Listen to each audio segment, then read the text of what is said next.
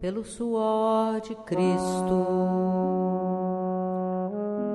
pelas lágrimas da mãe,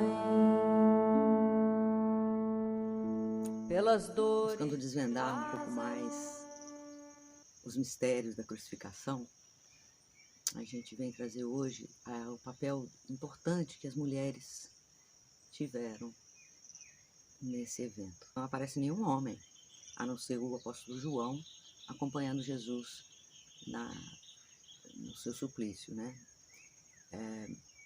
Mas sim, várias mulheres. De perto acompanhavam João com 4 mulheres. Maria Santíssima, mãe de Jesus, que o acompanhou desde que ele nasceu, e as chamadas 3 Marias. Maria Madalena, que desde a sua conversão, quando derramou aquele perfume caríssimo aos pés de Jesus e chorou aos seus pés, desde então ela o seguia e apoiava a missão com dinheiro. As outras 2 a gente não tem muita certeza, mas provavelmente eram a mãe de João, a Maria Salomé, e a Maria de Cleófas. Cleófas era irmão de São José, ou seja, ela era tia de Jesus. A gente deve muito a essas 5 pessoas, essas 4 mulheres e João, que foram os únicos seres humanos que estavam ali acompanhando, né, a dor do nosso Deus quando esteve na terra. E quando Jesus estava subindo o Calvário, ele passa por algumas discípulas, algumas mulheres que choravam por ele. Eram mulheres que já tinham escutado a pregação, já conheciam ele, né? E choravam muito. E ele diz, com todo amor, né? Não chorem por mim, chorem por vocês mesmas e por vossos filhos, porque vai chegar o dia em que se dirá, felizes as entranhas que não conceberam, ou seja, felizes as que não têm filhos. Eu entendo que esse tempo chegou, né? Esse tempo em que é melhor não ter filhos, chegou. Diante de um mundo com um futuro tão incerto, um nível de confusão assim tão alto, não é hora de ter filho realmente. O próprio Jesus, em outra passagem, ele fala, ai daquelas que estiverem grávidas ou com crianças pequenas naqueles dias, se referindo aos tempos do fim. Então tá aí o conselho de Jesus, né? Cada um avalia aí. Eu não vou me delongar nesse ponto. Quer dizer, quando ele fala isso para elas, ele tinha consciência, então, de toda a história da humanidade. Fica claro aí que ele sabia tudo que ia acontecer. E por isso aquela cruz era tão pesada. Porque a gente se sacrificar por alguém que reconhece é difícil, mas nem tanto. Agora, se sacrificar por quem não reconhece, por quem não dá valor, aí é mesmo um fardo pesado que o nosso Jesus amado carregou. Porque ele sabia que a grande maioria, mesmo professando o nome dele, mesmo dizendo Jesus, Jesus, Jesus, Senhor, Senhor, não trazem ele realmente no coração, na consciência, não transformam suas vidas, não saem desse mundo, né? Porque não dá para conciliar as duas coisas, né? Mas os cristãos e os religiosos em geral costumam gostar de insistir nessa questão de querer conciliar isso com o mundo. Isso não é possível. Mas Nosso Senhor continuou carregando a cruz. E subiu, chegou até o alto, foi crucificado, falou sua primeira palavra, primeira frase, assim, pedindo perdão pela humanidade. Em seguida falou com o bom ladrão, o Dimas. E a terceira coisa que ele falou para a mulher, que era a mãe dele. Mas ele não chama ela de mãe, porque naquele momento ele estava exatamente desatando todas as uniões sociais, todos os vínculos sociais que ele tinha como ser humano encarnado, né? Então, ele nos dá um bom exemplo de como se morrer, né?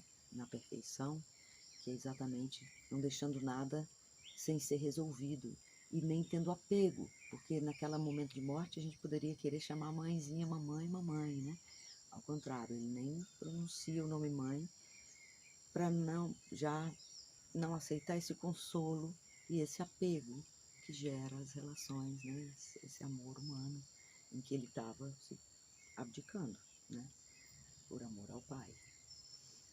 E ele então resolve nessa frase as pendências sociais, vamos dizer assim, que ele tinha, né? Que era o fato de ser filho de Maria e dela cuidar, porque naquela sociedade as mulheres sozinhas não tinham, ficavam muito desprotegidas.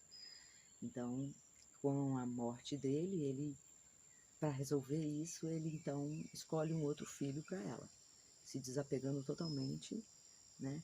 E providenciando uma solução, né? Para esse vínculo, né? Uma proteção para ela. E ao João ele dá a mãe, os dois. João já era o apóstolo que mais amava Maria, e Maria amava ele muito.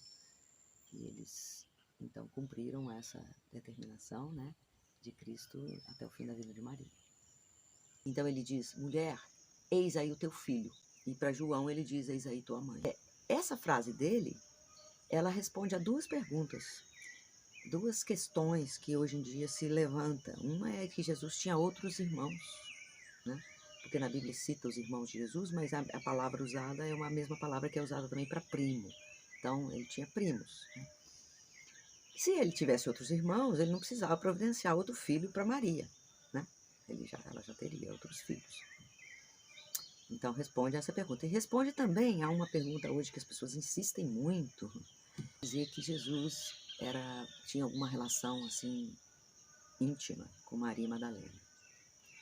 Naquela época não existia essa relação íntima assim, sem compromisso, né? Isso não existia, eram apedrejadas, né? Pelo menos as mulheres.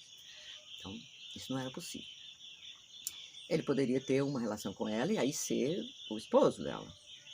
E se assim fosse, naquele momento na cruz, ele também providenciaria uma proteção para Maria Madalena. Porque se ela tivesse algum vínculo social, alguma dependência social com ele não ia desampará-la, ele sendo o pai do amor. Então fica bem claro aí que não havia nenhuma relação no nível social, né, ali, com Maria Madalena. Ela era a discípula amada e talvez a mais evoluída de todos, a que mais compreendia a mensagem. Tanto que depois, quando ele ressuscita, é para ela que ele aparece primeiro. E envia Madalena a anunciar para os apóstolos sua ressurreição. Ou seja, ela foi anunciar aos que iam anunciar, apóstola dos apóstolos. Ela tinha, sim, essa intimidade, assim, como discípula, e recebia ensinamentos pessoais e que até podia instruir os apóstolos nesses temas, né? Que a gente pode ver lá nos Evangelhos Apócrifos. Os mistérios da crucificação envolvendo Maria Santíssima são tantos que requer um vídeo especial só para isso. Com a graça de Deus será feito.